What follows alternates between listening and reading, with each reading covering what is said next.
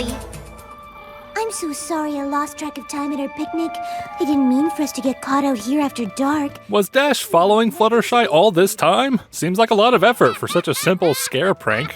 It's actually established that Rainbow Dash can roar like a monster. The sin is for reminding us of Spike at your service. Moonlight River. Every pony likes a good prank. They're just jokes. It's just a prank, bro. The episode. Most people would have jumped up to see what they just sat on. Twilight instead fully committed to that one. Also, it took 6 years for this show to do a fart joke. That's impressive, but it's a sin nonetheless. Most of Dash's pranks at this point are pretty funny and clever. That is, up until the montage where they devolve into putting boulders on wagons and bricks in sandwiches.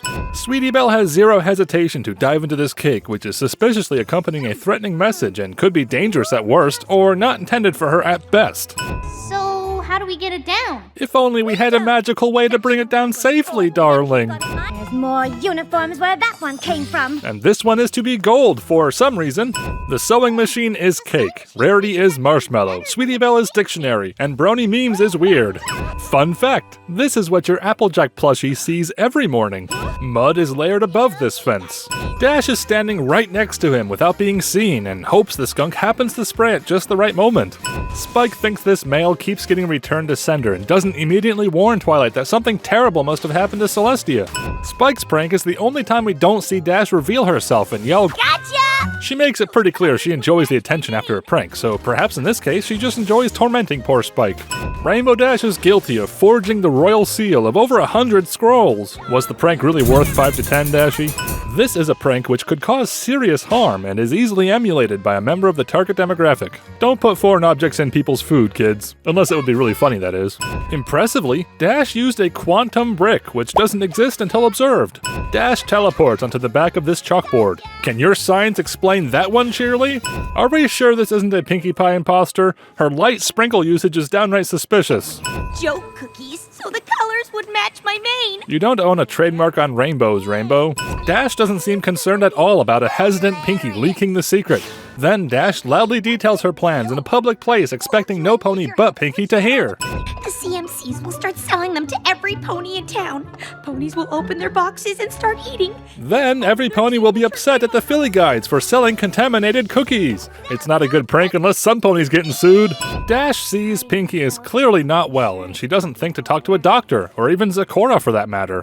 Speaking of Zecora, the entire prank would have been spoiled real quick if Dash simply flew away to get help outside of Ponyville. But I don't want none of your pranks ruining these fillies' night. I'll be with you the whole night, so you can totally keep an eye on me. Rainbow Dash carefully avoids denying the existence of a prank, but the sin is on Applejack for saying she doesn't want the lack of a prank ruining the night.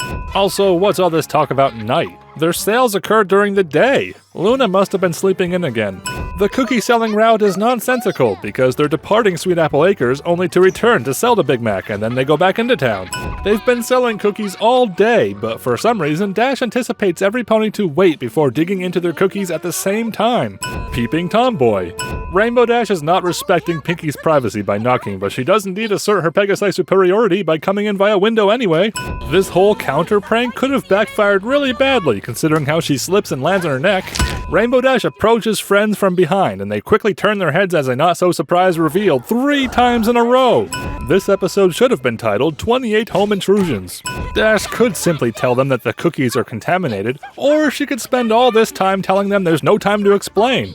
Spike doesn't have the rainbow cookie mouth, he's just sleepwalking. The problem with this being a prank the whole town is in on are the large amount of uncontrollable factors. They also couldn't have predicted how she would react. She might not be convinced at all, or Dash may have been a little bit too convinced and decided to put her zombie friends out of their misery. Ponyville's prank on Dash was to convince her that she caused serious harm to her friends. Dash's prank was just some unexpected food coloring. Yeah, that seems fair. Talking magical flying cartoon horses, that's all fine. But a fresh pack of cookies opened up without a single one already broken is where all suspension of disbelief is lost. A whoopee cushion is like a joke shortcut. You've got mail.